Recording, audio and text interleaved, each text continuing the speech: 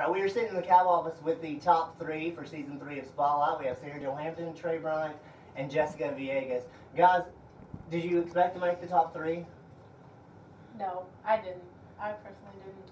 I knew Sarah Jo was. And we'll start right here with Sarah Jo. Sarah Jo you placed 3rd last year, so obviously you were back to get that $1,000. Yeah. Probably not very surprised to be in the top 3 this year, right? I don't know, there was a lot of really good competition this year. I felt like the talent was just awesome this year. So I'm not gonna lie, I was a little nervous because there were some really good people in it. How did the competition differ from last year to this year? I felt like, I don't know, they kept saying, the talent pool is like stupidly deep, Dr. Dickman kept saying, and I agree with him. Like, it was a lot different than what last year was. This year I felt like everyone had like really solid performances every single week, where last year, one person would have like a really awesome performance and the next week they'd kind of fall off and then they'd come back and fall off again. It's like everyone was solid the entire time. Trey, were you surprised to make the top 3? Absolutely.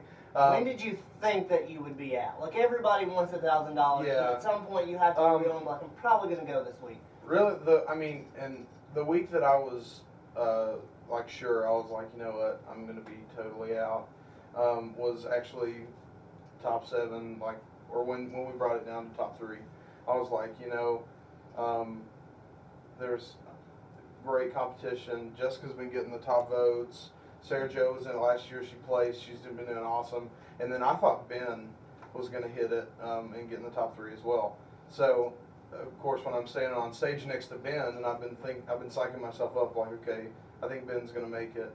And then Dalton said my name. I was like, oh my goodness, like I couldn't believe it. And Jessica, when did you think you would go? Probably. I thought it was gonna be like before we reached the top 7. Like, that's when I thought, I was like, oh man. Like, Dalton liked to mess with me on stage. I know, we would plot that A every lot. week in the office. That was. He would mess with me, and he knew how my heart couldn't take it. And then my mom would be watching, like, tell him not to do that to you. And I was like, he's gonna do it anyway. But I had a feeling I was gonna go home that week. We had talked about Sarah Jo being in the competition last year. Is this the first time that the two of you had done anything along these lines? Yeah. For me, I've led worship a lot, but this is the first competition that I'd ever done or anything like that. So, and definitely the first thing with singing that I'd ever done. I'd played music for bands and different stuff like that, but I'd never done anything like this. And not to take away from the 3 of you guys sitting here, it's awesome that you're on the top 3. Is there anybody that you would have for sure put in the top 3 that's not sitting here? Sarah Jo? I thought, I don't know, going back, I know you guys talked about it on the after show last time, like Tim, I really thought that Tim would have gone a whole lot farther than what he did. When I looked at everything, I really thought that Tim had a lot of solid performances, so I probably would have put him in the top 3. Yeah, I would have put Tim, or like I said, Ben. I would have put, because I know Tim's super solid performer. I mean, I thought he had great performances this year, even as opposed to last year, because I saw the performances last year, and I think his performances got so much stronger this year. So it really, really surprised me when he got cut. You guys were on stage when the judges used their save. Were you surprised at how that went down? Yeah. Yes. Very, yeah. It hit me hard because the entire crowd was chanting Tim, and then the way that Dr. Dickman said what he said,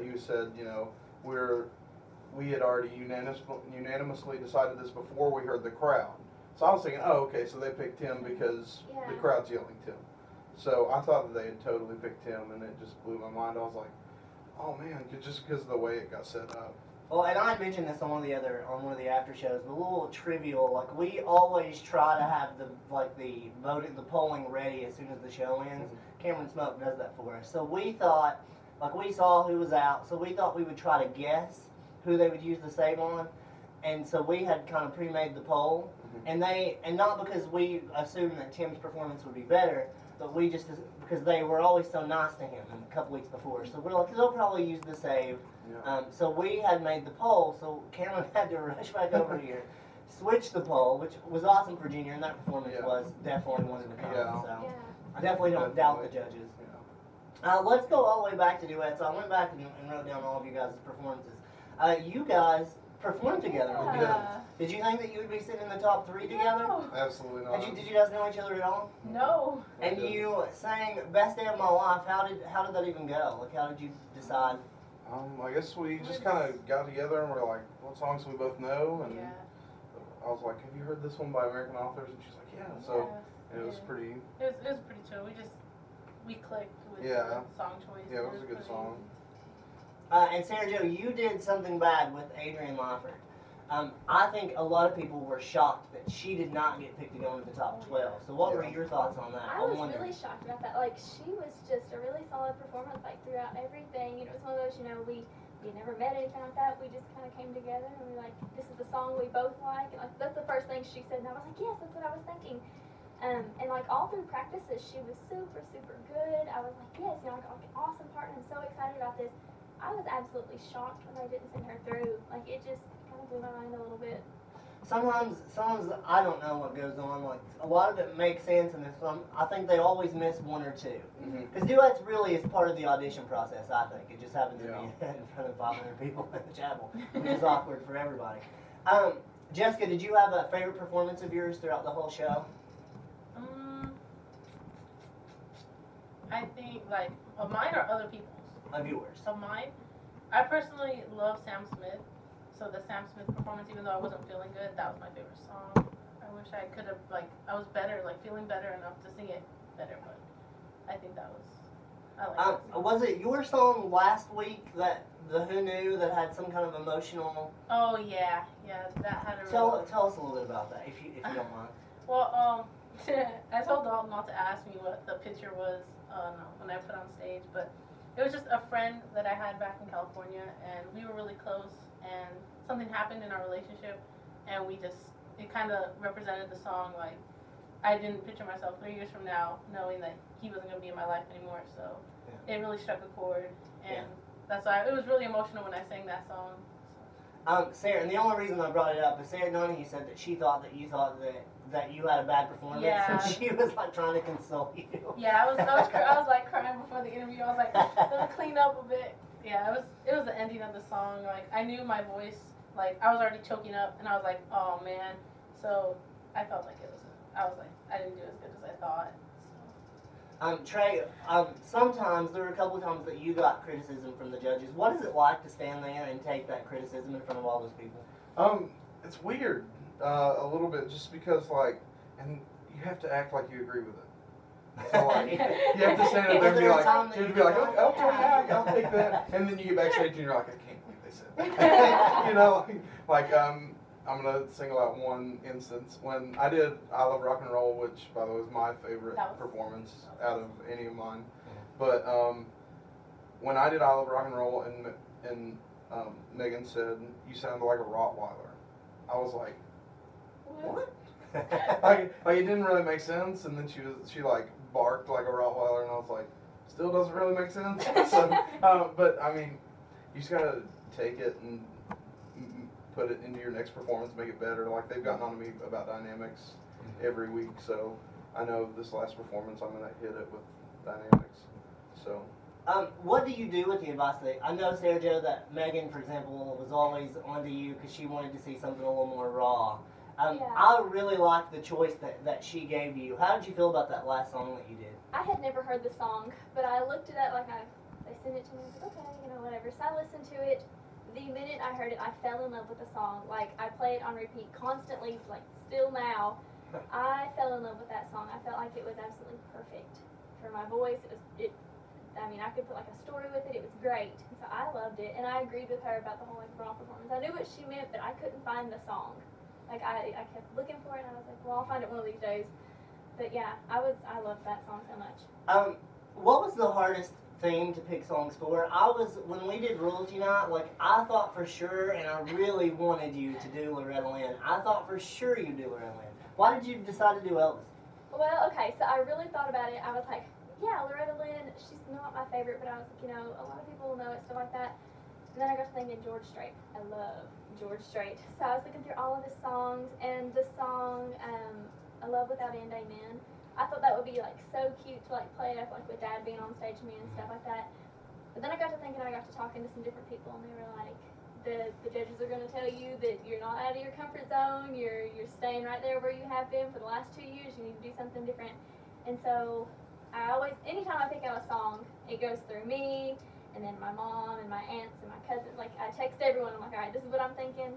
And so my aunt actually texted me, and she was like, you need to do Elvis. I'm like, okay, so let me look at some songs. And then they sent back Jailhouse Rock, and I was like, that's what I'm going to do. I was completely wrong about that performance. When Lisa, I was like, oh, why is she doing that? That's going to be awful. And because I really wanted you to do Loretta Lynn, but it was really good. I really liked it.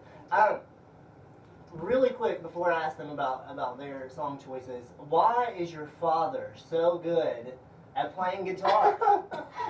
You gotta talk about it. What is his name, by the way? We just call him Sarah Joe's dad. Well, his name is Joe Hampton. Hampton. Yeah, I was named after my dad. So, but Dad has been playing since he was like 7, 8 years old, and playing guitar. He plays guitar, bass, drums, piano. He plays absolutely everything. He played with Merle Haggard. He's played with people like that, stuff like that. So he's had a lot of experience in it. So, yeah. It's really awesome. Cameron, I know, really enjoys listening to him from Spotlight to Spotlight. Trey, which theme was hardest for you to pick a song for? Royalty Night. Oh, it was terrible. Because I mean, I didn't. I like Elvis. I like Madonna. I ended up picking Madonna. The thing was, I had that Madonna song picked for Opposite Night, and I had it picked, and somebody said you should do I Love Rock and Roll, Joan Jett, and I was like, okay, so I switched it. Loved that, and then trying to pick for Royalty Night was like, what Elvis song do I want to do? What George Strait song could I learn? And I even thought about Loretta Lynn. I was going to do Coal Miner's Daughter. And I was like, I've never heard I'm not a woman. What? So- You never heard of Loretta George Lynn? Strait. Oh my gosh, gosh. you She's just need California. to find Coal Miner's Daughter and watch that movie. That was It's such a great movie. We are almost running out of time. God, this has gone really quick. Let's switch gears. Jessica, what is your game plan for the final night? One thing you don't have to worry about is any voting, because by the time you get there, it will all be done. Oh But my you still goodness. have 2 songs to do, Cab's choice and your choice. So what is your game plan? I'm gonna get out of my comfort zone. I'm gonna try and do something that I've never done, and we'll see how that goes. I'm gonna keep it a surprise, but I'm gonna try something new. And then for the Cab Pick song, that song I'm very scared for. I've never heard of it. I have no clue. That'll be tough, but I'm gonna do something with that song. I'm sure that it will be excellent. Trey, what is your game plan? I don't know. It's I knew that was going to fall. We're just going to leave Thanks, Zach Zach. Bell hanging there crookedly. I don't know. I'm gonna kind of get back into my comfort zone a little bit. Like, I don't know. I've been kind of out of it with the judges pick and some of the other things, the other nights that we've had to do. So I think I'm gonna kind of get into a song that kind of fits me a little bit more, that I really like. And then the judges pick or the Cab Pick I had never heard. So. I just have to learn that one. I'm glad that we've stumped people. That's the key. Sarah Jo, this is your second finale. What are you going to do differently? The $1,000 check, hopefully, right? Yeah, hopefully I'll be dragging that out to my car. I'm gonna go big. Last year that was my favorite night. I liked having the band there with us. It was just a lot of fun. So I'm gonna do everything I can, hopefully. Well, good news is, no matter where you place, you're getting paid for the finale, so that'll be nice. Amen. And best of luck to all 3 of you guys, and thank you for Thank being you. here.